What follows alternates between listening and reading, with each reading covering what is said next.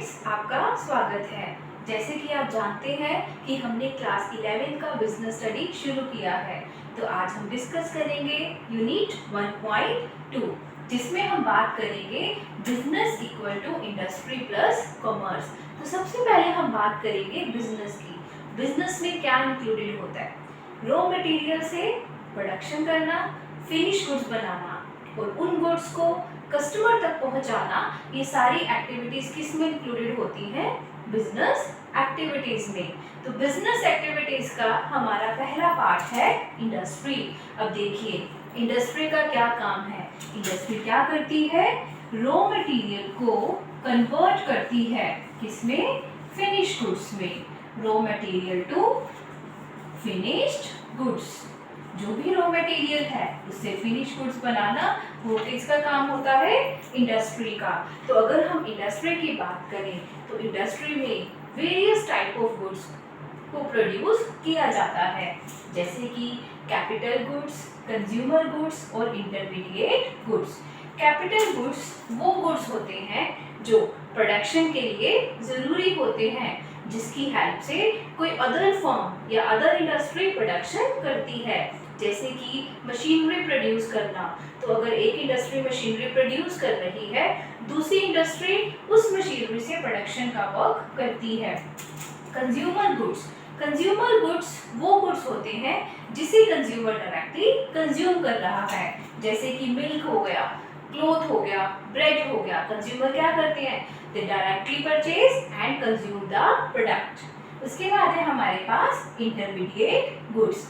Intermediate goods वो goods होते हैं जिसकी हेल्प से फर्दर गुड्स को प्रोड्यूस किया जाता है, जैसे कि इंटरमीडिएट गुड्स का अगर हम एग्जांपल लें कि कॉटन से क्या बनाया? Cotton cloth. शुगर से, शुगर केन से शुगर, तो ये किसका एग्जांपल हुआ? Intermediate goods. तो ये था हमारे पास टाइप ऑफ गुड्स जो कि एक इंडस्ट्री में प्रोड्यूस किए जाते हैं। अब हम बात करेंगे इंडस्ट्री कितनी तरह की होती है। बेसिकली इंडस्ट्री 3 टाइप्स की होती है: primary industry, secondary industry and tertiary industry. तो आइए शुरू करते हैं प्राइमरी इंडस्ट्री। प्राइमरी इंडस्ट्री वो इंडस्ट्री होती है जिसमें नेचुरल रिसोर्सेज को यूज करके रॉ मटेरियल को प्रोड्यूस किया जाता है। तो वो हमारी इंडस्ट्री कौन सी हुई? Primary industry. प्राइमरी इंडस्ट्री के 2 पार्ट्स होते हैं, genetic industry and extractive industry.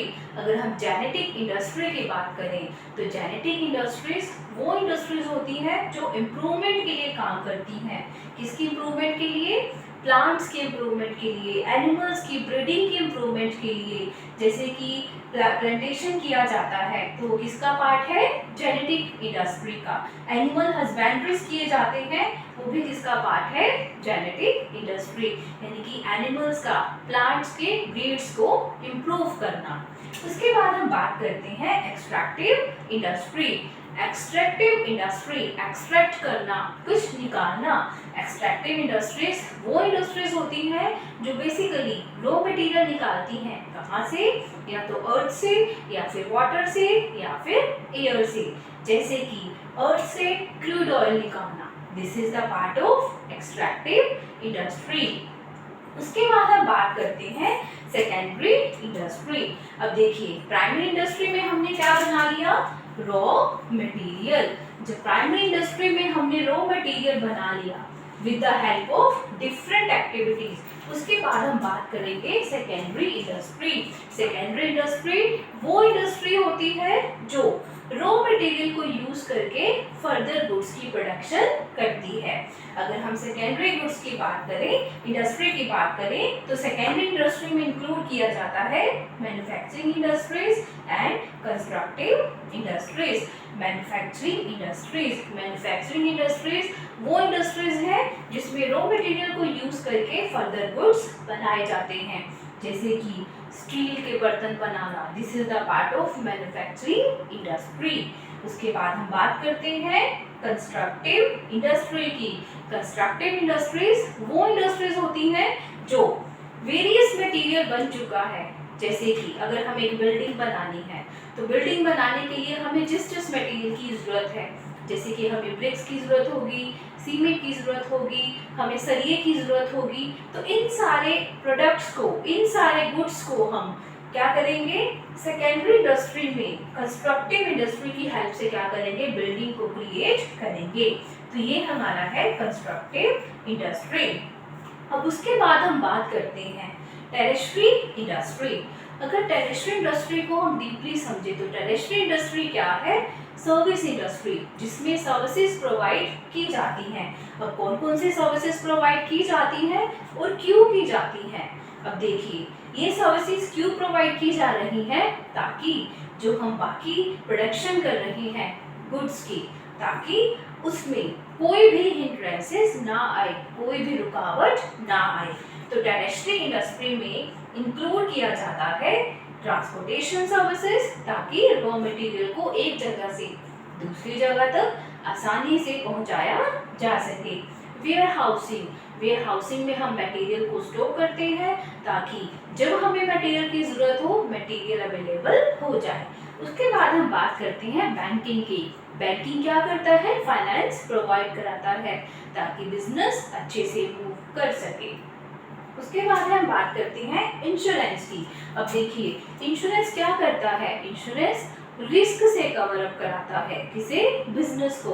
Businessman क्या करता है, हमेशा अपने बिजनेस का इंश्योरेंस करवाता है, ताकि अगर उसे कोई गुड्स का लॉस हुआ है, कोई लॉस बाय फायर है, लॉस बाय इलेक्ट्रिसिटी है, तो या फिर लॉस बाय थेफ्ट है, तो उन लॉसेस को क्या किया जाता है, इंश्योरेंस की हेल्प से कवर अप किया जाता है। उसके बाद है हमारे पास लास्ट एडवर्टाइजिंग। अब देखिए, एडवर्टाइजिंग का क्या काम है, एडवर्टाइजिंग क्या करती है, नंबर ऑफ कंज्यूमर को अच्छे से कम्युनिकेशन करती है, प्रोडक्ट्स के बारे में इंफॉर्मेशन प्रोवाइड कराती है। तो ये हो गया हमारा tertiary industry. This is about the industry. चलिए अब हम बात करते हैं कॉमर्स की। ठीक है, कॉमर्स क्या है, बिजनेस एक्टिविटी का सेकंड पार्ट। अब देखिए, हमने कहा था कि रॉ मटेरियल से फिनिश गुड्स बनाना, ये किसका पार्ट हो गया, इंडस्ट्री का। अब देखिए, फिनिश गुड्स बनाना ही सफिशिएंट नहीं होता, उसे क्या करना होता है, उसे कंज्यूमर तक पहुंचाना जरूरी है। ठीक है, क्योंकि अगर कंज्यूमर तक गुड्स नहीं पहुंचेंगे तो हमें प्रोडक्शन का कोई भी फायदा नहीं होगा। तो कंज्यूमर तक गुड्स पहुंचाने के लिए, फिनिश गुड्स बनने के बाद और कंज्यूमर तक गुड्स पहुंचाने तक जितनी भी एक्टिविटीज की जाती हैं, these are the part of commerce. तो किसका पार्ट है, कॉमर्स का। तो अगर हम कॉमर्स की बात करें तो कॉमर्स क्या है, कॉमर्स एक ऐसी एक्टिविटी है जिसमें ट्रेडिंग की जाती है, बाइंग एंड सेलिंग की जाती है, और उन ट्रेडिंग में कोई भी रुकावट ना आए, कोई भी प्रॉब्लम ना आए, उन लिमिटेशंस को दूर किया जाता है। चलिए हम इसे अब डिटेल में डिस्कस करते हैं। तो सबसे पहले है हमारे पास ट्रेड। ट्रेड क्या है, buying and selling of goods and services. Trade में क्या किया जाता है, गुड्स को बाय करना एंड सेल करना। ठीक है, ये किसका पार्ट हो गया, ट्रेड का। अब देखिए, ट्रेड गुड्स को हमने क्या किया, खरीदा और आगे बेचा। जैसे कि एक स्मॉल शॉपकीपर से लेके एक बड़े होलसेल मार्केट से लेके एक रिटेलर तक, या फिर एक छोटी दुकान से लेके एक बड़े शोरूम तक, ये सारे के सारे क्या करते हैं, कौन सी एक्टिविटी परफॉर्म करते हैं, ट्रेडिंग। वो क्या करते हैं, प्रॉफिट अर्न करने के पर्पज से वो गुड्स को परचेज एंड सेल करते हैं।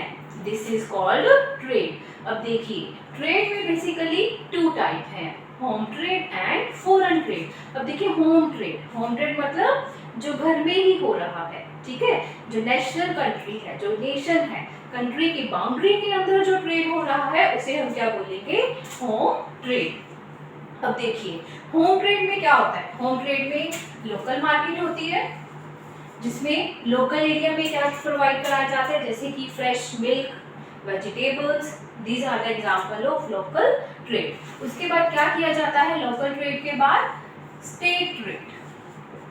ठीक है, इसमें विद इन स्टेट, यानी कि उस स्टेट के अंदर डिफरेंट डिस्ट्रिक्ट्स में क्या करवाया जाता है, प्रोडक्ट को अवेलेबल कराया जाता है। गुड्स एंड सर्विसेज को परचेज एंड सेल किया जाता है। उसके बाद है हमारे पास इंटरस्टेट ट्रेड। इंटरस्टेट ट्रेड में क्या किया जाता है, आपस में स्टेट में, यानी कि जैसे सपोज हरियाणा से कुछ ट्रांसफर हो रहा है, ट्रेडिंग हो रही है पंजाब में, पंजाब से हो रही है उत्तर प्रदेश में या फिर दिल्ली, तो ये सारे किसके एग्जांपल हैं, इंटरस्टेट ट्रेड। ठीक है, लोकल मार्केट में फ्रेश आइटम्स, पेरिशेबल आइटम्स क्या की जाती हैं, ट्रेडिंग की जाती है। स्टेट मार्केट में क्या किया जाता है, विद इन डिस्ट्रिक्ट, जैसे कि पल्सेस ट्रांसफर किए जा रहे हैं। और इंटरस्टेट में क्या किया जा रहा है, इंटरस्टेट में जैसे कि सपोज राइस या फिर व्हीट के क्या किया जा रहा है, सप्लाई किया जा रहा है। तो this is the part of trade. उसके बाद हम बात करते हैं ट्रेड का ही सेकंड पार्ट है फॉरेन ट्रेड। अब देखिए नेशन की जो बाउंड्री में, ठीक है, जैसे ये इंडिया है, अब इंडिया के अंदर जो ट्रेडिंग हो रही है उसे तो हम क्या बोलेंगे, होम ट्रेड। क्या बोलेंगे उसे, होम ट्रेड। अब इस बाउंड्री के बाहर भी क्या है, हम डिफरेंट एक्टिविटीज करते हैं, परचेज एंड सेल करते हैं, तो इसे हम क्या बोलते हैं, बाउंड्री के जो बाहर है उसे हम क्या बोलेंगे, फॉरेन ट्रेड। क्या बोलेंगे उसे, फॉरेन ट्रेड। फॉरेन ट्रेड होता है जिसमें एक कंट्री अदर कंट्री के साथ एक्सपोर्ट या फिर इंपोर्ट एक्टिविटीज परफॉर्म करती है। ठीक है, फॉरेन ट्रेड के 3 पार्ट्स, एक्सपोर्ट, एक्सपोर्ट में क्या किया जा रहा है, एक कंट्री अपने मटेरियल को, गुड्स को अदर कंट्री में क्या कर रही है, सेंड कर रही है, भेज रही है, तो वो क्या कहलाता है, एक्सपोर्ट। इंपोर्ट में क्या होता है कि अगर हम क्या कर रहे हैं, अदर कंट्री से कुछ गुड्स को रिसीव करते हैं तो उसे हम क्या बोलेंगे, इंपोर्ट एक्टिविटीज। उसके बाद है नेक्स्ट है हमारे पास, ये हो गया हमारा ट्रेड। नेक्स्ट है हमारे पास एक्सिलरीज टू ट्रेड। अब देखिए इसमें क्या किया जाता है, इसमें ट्रेड में डिफरेंट जो लिमिटेशंस हैं या फिर जब हम गुड्स को परचेज और सेल करते हैं उसमें आने वाली जो वेरियस लिमिटेशंस होती हैं, बाधाएं होती हैं, उन बाधाओं को क्या किया जाता है, इन सब एक्टिविटी से दूर किया जाता है। फॉर एग्जाम्पल अगर पर्सन की लिमिटेशन है, ठीक है, पर्सन की लिमिटेशन को कैसे दूर किया जाएगा, with the help of middle man. With the help of middle man. Middle man क्या करेगा, मिडल मैन प्रोड्यूसर से कंज्यूमर तक गुड्स पहुंचाएगा with the help of various persons. ठीक है, प्लेस की अगर प्रॉब्लम आ रही है तो प्लेस की प्रॉब्लम को कैसे दूर किया जाएगा, with the help of transportation. Transportation से हम क्या कर सकते हैं, प्लेस की प्रॉब्लम को दूर कर सकते हैं। अगर टाइम की दिक्कत आ रही है कि हमें टाइमली गुड्स चाहिए, सीजन के अकॉर्डिंग गुड्स चाहिए, तो हम क्या करेंगे, we are using warehousing. तो हम क्या करेंगे, वेयर हाउसिंग को यूज करेंगे। ठीक है, उसके बाद अगर हमें रिस्क है, रिस्क से हमें प्रिवेंशन चाहिए, तो रिस्क प्रिवेंशन के लिए हम क्या यूज करेंगे, इंश्योरेंस। इंश्योरेंस से क्या होता है, बिजनेसमैन इंश्योर हो जाता है कि अगर उसे कोई लॉस होगा तो वो इंश्योरेंस कंपनी उसे क्लेम दे देगी। नेक्स्ट है हमारे पास, अगर किसी भी बिजनेस को फाइनेंस के रिलेटेड कोई भी हिंड्रेंसेस है, लिमिटेशन है, जिसकी वजह से उसके बिजनेस में प्रॉब्लम आ रही है, तो फाइनेंस की प्रॉब्लम को कैसे दूर किया जाता है, with the help of banking.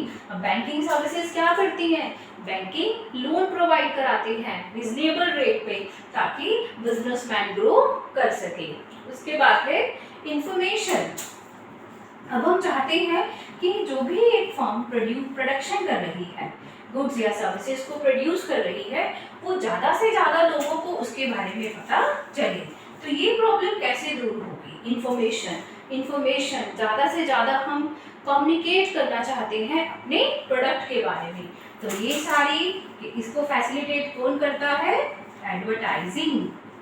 Advertising की हेल्प से हम अपने प्रोडक्ट के बारे में डिटेल्ड इंफॉर्मेशन कंज्यूमर को दे सकते हैं। एडवर्टाइजिंग की हेल्प से हम कंज्यूमर को क्रिएट कर सकते हैं, पोटेंशियल कस्टमर को हम अपना एक्चुअल कस्टमर बना सकते हैं।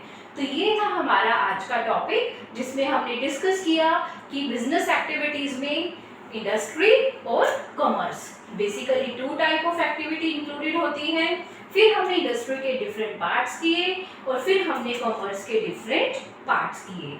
अगर आपको ये टॉपिक अच्छे से समझ आया है तो प्लीज़ कमेंट बॉक्स में कमेंट कीजिए। अगर आपको इसमें से कोई भी टॉपिक दोबारा से समझना है तो आप प्लीज़ बताइए। वीडियो को ज़्यादा से ज़्यादा लाइक करें, शेयर करें और चैनल को सब्सक्राइब करें। और हाँ, बेल आइकन जरूर दबाएं ताकि आने वाले लेक्चर्स के नोटिफिकेशन आपको टाइमली मिलते रहें। Thank you.